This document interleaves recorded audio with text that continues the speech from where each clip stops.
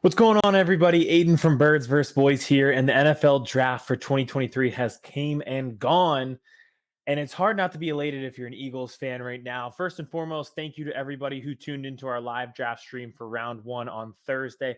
Both the Eagles and the Cowboys had great nights. We were excited. So anybody who followed along on YouTube, Twitter, and then our reactions afterwards on YouTube and TikTok did really well. So we're very appreciative of that. But let's talk about this Eagles draft class and everything over the past 3 days that they have done. I don't think we need to do report cards because it's pretty much an A plus. It was an A plus after day one, and then it only got better. We'll just go into the players, a little bit about them, and then just the strategy behind picking those players and why you should be so excited. I think the last YouTube video that we did before the draft, we said it was the last thing we said. You can't win in April. You win in January and February. But it's hard not to feel like the Eagles won something, right? Over the past 3 days. So let's get into it. Starting Thursday night, the two Georgia players, Jalen Carter, Nolan Smith. First of all, value. So Jalen Carter drops to 9. You move up and you only do a 4th-round pick to get it next year in order to get him. That just makes sense to take him at 9. And the player himself, no matter who you thought was the best defensive player in the draft, if you thought it was Will Anderson, if you thought it was Devin Witherspoon, if you thought it was Jalen Carter, seems like unanimous that those were the top 3. So you got a top 3 defensive player. They're almost falling out of the top 10. And when you watch him play, just a physically dominant guy. That's why his win rate was so incredible at Georgia, blows things up in the middle. You can see why he is just comped to Fletcher Cox and could be the heir apparent to Fletcher Cox because they throw double teams at him all the time in the SEC, and he just would bully SEC offensive linemen and blow things up for that Georgia defensive line and might be the most impressive player on that defense that has multiple NFL players, including obviously a few on the Eagles. So that just made total sense at 9, and I'm glad they were able to do it. We didn't think he'd be there. We thought he'd go off the board. If not the top 5, probably top 7. They get him at 9 there, which is fantastic. Nolan Smith, another one. They were surprised that he lasted until 30. We did a mock draft where I took him at 10. We thought he'd go in the teens. There's been a lot made of the high character issues and just, are they bad eggs with the Georgia kids? And we'll get into that when we go over Kelee Ringo. Nolan Smith is the complete opposite. We knew a team that would fall in love with his high character, his motor, just his positive energy around him and his competitiveness. So you take all that and you combine it with his athleticism. This is a fantastic move for the Eagles. His comp was Hassan Reddick, and you can see why, because Reddick was an an outside linebacker coming out of Temple. They switched him to defensive line, beats everybody with that speed, and you think you can recreate him with Nolan Smith. Nolan Smith was able to drop back into coverage in Georgia. You see a lot that on tape there. He could do the same type of thing for the Eagles that they do with Hassan Reddick, where he was this offensive or outside linebacker, turn defensive end, use his speed, get to the quarterback. To get him at 30, again, is fantastic. And I'll just do my spiel here. You've heard it if you followed our show for quite some time. It's best players. It's the best teams. This is such an easy strategy to subscribe to. Nolan Smith and Jalen Carter were both 5-star prospects coming out of high school. So they're the best high school players in the country. They go to Georgia, powerhouse program. They win 2 national championships. So, okay, they're the best player on the collegiate program. They win this last title 65-7. So it wasn't even close who the best team and the best defense was in college football. It was Georgia, right? So, yeah, these kids could be busts. All these Georgia kids could be busts. Everyone that we've taken, Dean, Davis, Nolan Smith, Jalen Carter, Kelee Ringo, they could all be busts. But I'm just going to take my chances that the kids that were the best in high school and the kids that were the best in college are now going to be the best in the NFL. It's just such an easy train of logic to follow, and I'm so glad that the Eagles are taking it. Every draft pick is a risk. Every single player could be a best. But you mitigate the risk when you take guys who have played in big moments, performed in big moments, and you have the eye test proof that they have been good their entire careers in football.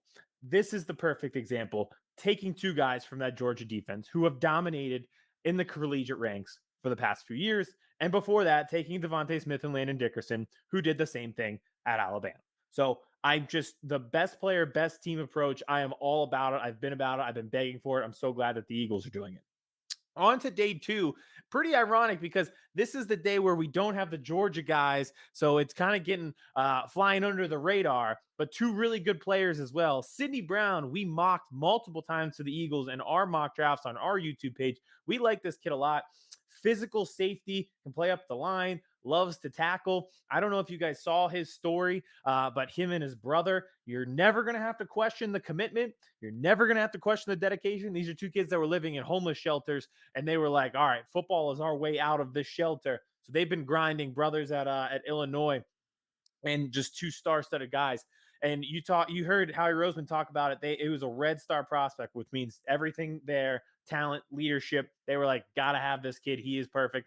And I think this is ironic. He could be the best player out of this draft. You look at everything involved. One, talent, obviously, commitment, leadership, but also safety is a position of need. He could have major responsibility right away and be on the field for day one. Some of these other guys, Nolan Smith, Jalen Carter, Kelee Ringo, all those Georgia guys, yeah, they could be talented, but there's people ahead of them in the depth chart.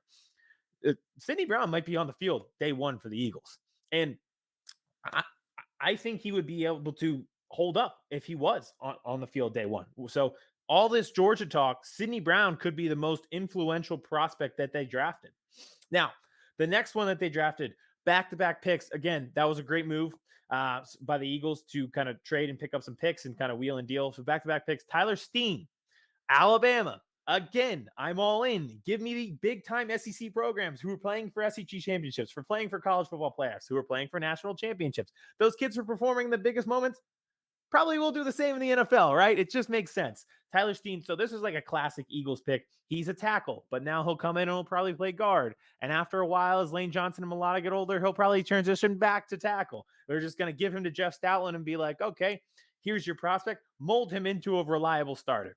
We haven't really touched on this with the Eagles, but they don't have tremendous offensive line depth right now. Like, Andre Dillard left, Isaac Seumalo left, Jason Kelce is going to retire soon, and Lane Johnson is in his 30s. Jack Driscoll is like your only line of defense in terms of depth. So Steen might not start right away, but they still need that depth. And we're just assuming that Cam Jurgens is good, but wasn't Jurgens supposed to be the heir apparent to Jason Kelce and just transition to center? So then you would need a guard there to fill, say, a Malu spot, like you think Jurgens is going to. So Steen turns out another guy like Sidney Brown might be playing a pretty hefty role here. We're going to talk Jalen Carter nonstop, but these two guys on day two may have huge roles for the Eagles almost right away. And then we go to day three. Before the draft starts, the Eagles trade back up into round 4, and you're saying to do that from jump all the way from round 6, where they were picking next, that big gap between round 3 and 6, there must be somebody that they are dying for, that they know won't make it all the way to round 6 and won't even come close. They have the draft picks to do it. They pull the trigger. They move up. They're the 3rd pick in the 4th round. And where do they go? Back to the wishing well, back to UGA, back to the national championship defense, repeat champions. And why are they repeat champions? The Kelee Ringo pick 6 a year ago against Alabama. I love the pick. Great value in the 4th round. Some people, including Benjamin Solak, had him as one of the top ranked corners in this draft class. I think Solak had him as 3rd overall. And I think Zach Berm tweeted this out, but it was reminiscent of the Josh Sweat pick, where he's like, you got him late. He probably should have went earlier. He was a high rated prospect to start and kind of just fell. But once you get him in that system, he'll be fine. Now, one of the reasons why he dropped first was length. And I know that's kind of a weird thing to talk about, but just like arms and stuff like that kind of made him drop. And then he falls, but some people think he's better suited as a safety. Well, okay, he can play safety for the Eagles too. That's fine with me. But the other thing is the character concerns. Ian Rappaport said that he has a quote unquote 5-star prospect mentality. And what's that mean? It means you're walking in the room, you think you own the place. You're not listening to people because you're like, listen, I'm the best. I don't really need this. But that happens with those 5-star prospects. And then they go to Georgia and everybody else is like a 5-star prospect. And then you get to the NFL, I think these character concern guys like Carter and Kelee Ringo, if they were drafted by Cleveland or Houston or Arizona, this wouldn't work. What makes it work is you're drafting into a team in the Eagles who already have that infrastructure. You can't have that 5-star prospect mentality that you're going to walk in day one and own the place, because there's people there already that do own the place. This is what makes the re-signings over the offseason so important. Brandon Graham is back. Fletcher Cox is back. These are two guys up front who might have their jerseys retired by the team. They've been all pros. They've won a Super Bowl. They have performed at the highest level of football and been successful. In the back end, James Bradbury was second team All Pro, played in the Super Bowl. Darius Slay, one of the most respected corners in the game. You can't really walk in with this 5-star mentality when you're coming into the Eagles, because there's guys developed there that are ahead of you. So this is a perfect landing spot. If you have character concerns, that's acceptable. That's okay. But this is a good place to have them, because you have that infrastructure, you have that leadership, you know the line of command, you know it starts with Jalen Hurts in the locker room. There's that there. That's the core, and that chemistry is there. So if Kelee Ringo goes, to Cleveland in round 4, I'd be like, if he has the character concerns, maybe it doesn't work. It will work here. So I know that was why he dropped, but you can see why the Eagles took the risk there. And then this doesn't count as a draft pick, but DeAndre Swift is just like the most common sense move ever, right? Like he's from Philadelphia, went to Georgia. Put all that aside. He was a productive running back who's now in a crowded running back room. The Lions used the 12th overall pick on a running back. So he's up for sale. And you pretty much get him for essentially nothing. He's, first of all, his contract is cheap this year alone. So he's 1.7 million of a cap hit this year. If he leaves in free agency, you'll get a comp pick in the 5th round. So essentially, you did a 7th round pick swap to get him. This is just common sense. You're getting a productive running back and getting giving up nothing to do it. This makes so much sense. Is Rashad Penny a great running back? Is DeAndre Swift a great running back? Is Kenny Gainwell a great running back? No, but altogether, that's a really good running back room. And more importantly, over the next 2 years, Miles Sanders, the cap hit in Carolina, is over $10 million. The cap hit this year for those 3 guys on the Eagles that I just mentioned, $3.9 million. The DeAndre Swift thing is just the most common sense thing of all time. And then lastly, I just want to touch on this because Howie Roseman brought this up. Moro Ojomo, the defensive tackle from Texas, Howie brought up wanting to have some 6th and 7th round picks because they've been able to hit there, and it's kind of just throw something at the wall, hope it sticks if we have a few picks there. He feels like one of those guys. He made it a point to say, let's try on these guys. And you can just see Ojomo turning into like a reliable starter where he's never going to be a star, but he could be a rotational piece up front and just building out that depth. They lost a few guys in free agency, and then they build it up again. So I just wanted to touch on that quickly. But all in all, I just love the strategy that the Eagles are taking. You probably, even if you're not a football fan, go through life and say, I wish people would use common sense more. Well, the Eagles are doing it, and I love it. I can't say enough. This is like my wildest dreams come true of recreating the Georgia defense, recreating the Alabama offense that won a national championship, and just making common sense, low risk, high reward moves like bringing in DeAndre Swift. It just makes sense. And that's why I'm so happy that the Eagles are doing it. If they were the best in high school, if they were the best in college, I'm just going to take my chances that they are going to be the best at the NFL level as well. And if it doesn't work out, I can at least live with that line of thinking when it comes to draft strategy instead of reaching on guys. They got great value.